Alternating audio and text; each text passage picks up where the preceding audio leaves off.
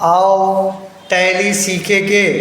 इस अध्याय में आप सभी लोगों को हमारे इस चैनल पे स्वागत है। आज के सेशन में हम लोग पढ़ेंगे टैली प्राइम के अंदर में हम लोग फाइनेंशियल ईयर कैसे चेंज करेंगे। हम आपको इसके पीछे के सेशन में 47 वीडियो हम आपको बताए, जिसमें टैली प्राइम के अंदर में बेसिक कंसेप्ट बताए, बेसिक लेवल का सारा बताए। आप पीछे से सारा वीडियो देखेंगे तो समझ में आएगा कि टैली के अंदर में हम लोग कैसे वाउचर एंट्री करेंगे, ट्रायल बैलेंस कैसे देखेंगे, बैलेंस शीट कैसे देखेंगे, प्रॉफिट एंड लॉस कैसे निकाले। सारा कंसेप्ट हम आपको बता चुके जो हमारा बेसिक लेवल कहलाता है। अब इसी टैली प्राइम में आज के इस सेशन से हम लोग टैली के अंदर में एडवांस लेवल पढ़ाएंगे, माने एडवांस चीज़ पढ़ाएंगे। तो एडवांस समझने से पहले हमारा सारा वीडियो आप अगर नहीं देखे हैं तो शुरू से हमारा वीडियो नंबर 1 से लेके वीडियो नंबर 47 वीडियो हम बना चुके हैं, जिससे आपको सारा टैली का बेसिक टर्म या बेसिक चीज़ आपको उसमें समझ में आएगा। उसी सेशन को हम आगे बढ़ाते हुए पीछे के सेशन में हम आपको बैलेंस शीट के बारे में बताए थे और बैलेंस शीट निकालना हम आपको दिखाए थे। अब उसी सेशन को आगे बढ़ाते हुए हम लोग करेंगे कि how to change financial year in tally prime या continue billing in new next financial year. इसी कंपनी में रहते हुए हम फाइनेंशियल ईयर चेंज करके नए साल में हम जा सकते हैं और नया साल में हम एंट्री करेंगे। और इसका बेनिफिट ये होगा कि हमको नया कंपनी बनाना नहीं पड़ेगा। इसी कंपनी का फाइनेंशियल ईयर चेंज करके नए साल में हम इसको एंट्री कर सकते हैं। इसके अलावा बेनिफिट क्या होगा, इसका सारा मेरा ओपनिंग बैलेंस सब जो भी इसमें से बचा होगा स्टॉक को नेक्स्ट साल के लिए हमारा ओपनिंग बैलेंस हो जाएगा। तो इसी चीज़ को हम लोग फाइनेंशियल ईयर चेंज करके बताएंगे। तो सबसे पहले हम लोग सीखते हैं या जानते हैं कि हम आपको पीछे से बैलेंस शीट आपको देखना बताए थे। तो बैलेंस शीट सबसे पहले हम लोग देखते हैं, फिर पीरियड चेंज करके बताएंगे। बैलेंस शीट हमारा देखे थे तो आपका कैपिटल अकाउंट यहाँ पे दिखता है और यहाँ पे प्रॉफिट एंड लॉस अकाउंट दिखता है, जिसमें हमारा सपोज कीजिए कि लॉस दिखता है चूँकि एसेट साइड में है। तो अगर हमारा पहले भी आपको बैलेंस शीट के समय में बताए थे कि बैलेंस शीट बनाने के समय में जब प्रॉफिट होता है तो कैपिटल में जोड़ा जाता है, जिसे कैपिटल बढ़ती है, और नेट प्रॉफिट को कैपिटल में जोड़ने के लिए कैपिटल अकाउंट को हम लोग क्रेडिट करेंगे। तो कहने का मतलब है कि हम कैपिटल अकाउंट मेरा ये है, अब नेक्स्ट ईयर फाइनेंशियल ईयर जाने के लिए कैपिटल अकाउंट को हम लोग ये ट्रांसफ़र कर लेते हैं। तो यहाँ पे अगर चाहते हैं कि मेरा ओपनिंग बैलेंस नहीं दिखाए तो इसको कैपिटल में जोड़ देंगे। तो अगर मेरा प्रॉफिट होता है तो कैपिटल में प्लस हो जाएगा, अगर मेरा लॉस होता है तो कैपिटल से मेरा माइनस हो जाएगा, जो नेक्स्ट साल के लिए हमारा वो कैपिटल अकाउंट हो जाता है।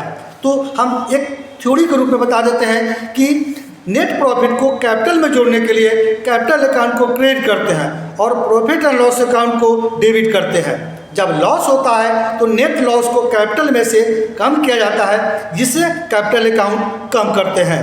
तो उसके लिए कैपिटल अकाउंट को डेबिट करते हैं और प्रॉफिट एंड लॉस अकाउंट को हम लोग क्रेडिट करते हैं। तो इस तरह से करने के लिए हम लोग को यहाँ पे देख लीजिए हमारा net loss profit and loss में आपको दिखा रहा है ये 47,784 रुपया। अब चाहे तो आप इसको यहाँ से भी प्रॉफिट एंड लॉस से आप देख सकते हैं, तो हमारा यहाँ पे नेट लॉस दिखता है। तो कैपिटल अकाउंट में से अगर हम घटा देंगे तो नेक्स्ट ईयर के लिए हमारा ओपनिंग बैलेंस हो जाएगा और तब हम लोग फाइनेंशियल ईयर चेंज करके काम करेंगे। इसके लिए हम लोग को एक वाउचर एंट्री करने होंगे। अब आप बाहर निकलिए और एक बात हम आपको बता दें कि जो भी कैपिटल अकाउंट हम लोग करते हैं या फाइनेंशियल ईयर हम लोग करते हैं तो 31 मार्च मतलब साल के लास्ट में होता है। तो अब हम वाउचर एंट्री में चले।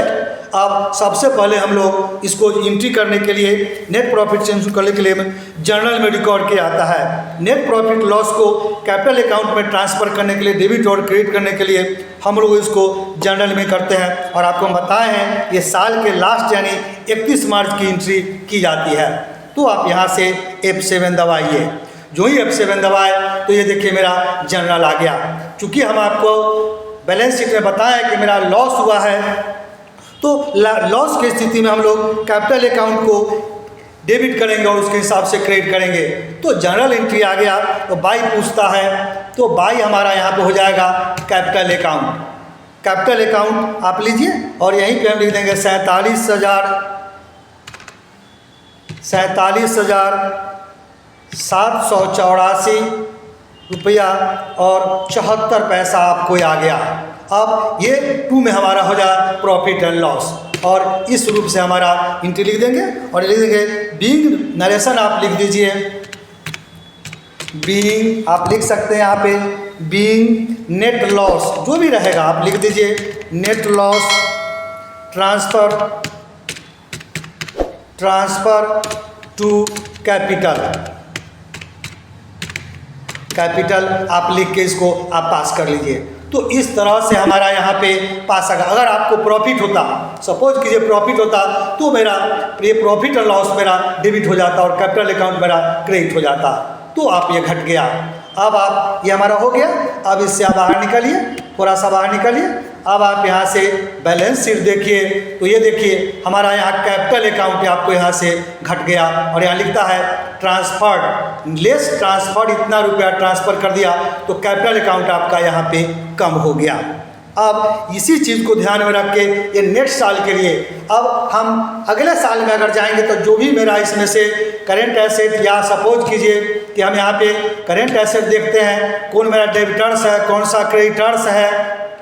तो सपोज कीजिए कि हम किसी एक पार्टी का अकाउंट अर्नब का देखते हैं तो क्लोजिंग बैलेंस हमारा 7,000 रुपया दिखता है। अब अगर हम फाइनेंशियल ईयर चेंज करेंगे तो नए साल के लिए हमारा ये ओपनिंग बैलेंस हो जाएगा। तो इस टाइप से हम लोग काम करने के लिए करेंगे। तो अब फाइनेंशियल हम लोग चेंज करेंगे। तो ये अब आप इससे बाहर निकलिए, अब इससे आप बाहर निकलिए। अब हम बारी आती है, यहीं पे देखते हैं, दिखता है 1 अप्रैल से 31 मार्च तक का फाइनेंशियल ईयर आपको यहाँ पे दिखता है। तो अब यहीं से हम चाहें तो कर सकते हैं। तो नेक्स्ट ईयर में जाने के लिए सपोज कीजिए कि आप यहीं से आप चाहें तो बदल भी सकते हैं। अब चाहे तो आप अल्ट के साथ F1, तो हम लोग अंदर जाकर देखेंगे तो यहीं से हम लोग चाहें तो ये देखिए लिखता है करेंट पीरियड 1 अप्रैल 24 से 31 मार्च 25 तक, और यहाँ पे दिखता है। तो सपोज कीजिए कि अब हमारे पास ऑप्शन हो गया कि अब इसी को कंटिन्यू रखते हुए नया सेशन हमारे पास आ रहा है जो 1 अप्रैल 25 से लेके 31 मार्च 26 तक का फाइनेंशियल हम चेंज करना चाहते हैं और उसी में हम लोग काम करते हैं। तो एक तो तरीका है कि आप वाउचर एंट्री में जाके चेंज करें, और यहीं से हम लोग क्या करेंगे कि अल्ट के साथ आप F2 दबाएंगे और यहीं पे हमारा पीरियड चेंज हो जाएगा। इस पीरियड को चेंज करने से पहले सपोज कीजिए कि हम लोग एक एंट्री करके समझते हैं कि अगर पीरियड हमने चेंज नहीं किया तो कैसे करेगा। तो मान लीजिए कि हम किसी को अर्नब अकाउंट को 5,000 रुपया 1 तारीख के डेट में 1 अप्रैल 2025 को, चूँकि हमने हमारा यहाँ 31 मार्च तक कहीं क्लोज हो जाता है और 1 अप्रैल 25 का हम एंट्री करना चाहते हैं अर्नब या किसी पार्टी को कुछ पेमेंट हम नगद में देते हैं, तो हमारा लेता है कि नहीं लेता है। तो हम पहले वाउचर एंट्री में चलिए और यहीं से आप F2 करके आप चेक कीजिए।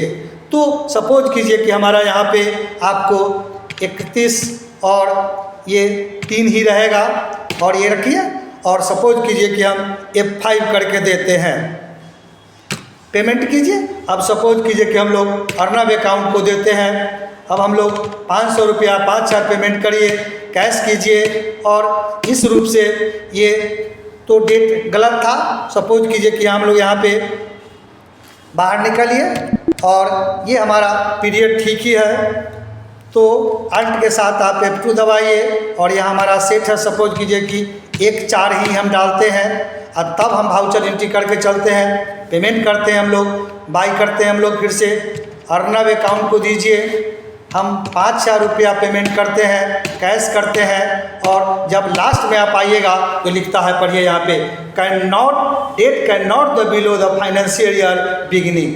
हम इसका समाधान निकालेंगे कि कौन सा दिक्कत हुआ। सपोज कीजिए अब हमारा नेक्स्ट में नहीं जाएगा, तो इसको चेंज करने के लिए ये एरर नहीं दे, क्योंकि फाइनेंशियल ईयर हम चेंज नहीं किए हैं, तो हम चाहते हैं यहीं से कि रहते हुए किसी दूसरे में चेंज करें।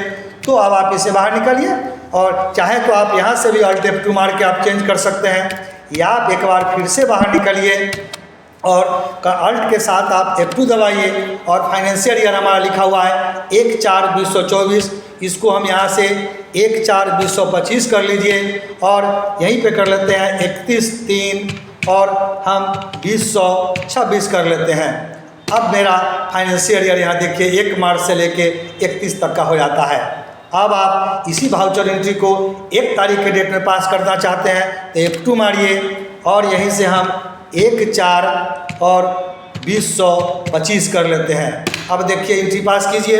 अब हम सपोज कीजिए कि अर्नब को देते हैं 5,000 रुपया हम पास करते हैं, कैश से पेमेंट करते हैं और नरेशन लेकर के तो मेरा कोई एरर नहीं दिया, ये आपका पास कर गया। तो इस टाइप से आप देख सकते हैं। अब चूंकि फाइनेंशियल ईयर हमने चेंज कर लिया तो इसके हिसाब से हम लोग वापस आपको इससे बाहर आते हैं। अब यहीं पे हम लोग सपोज कीजिए कि बैलेंस शीट देखते हैं। तो अब देखिए बैलेंस शीट में हमारा कैपिटल अकाउंट और यहाँ पे अब नहीं दिख रहा है। अब यहाँ पे 1 अप्रैल 25 भी दिखता है। अब अगर हम चाहते हैं बाहर आए, करेंट एसेट में आते हैं, सपोज कीजिए अब इंटर मारिए।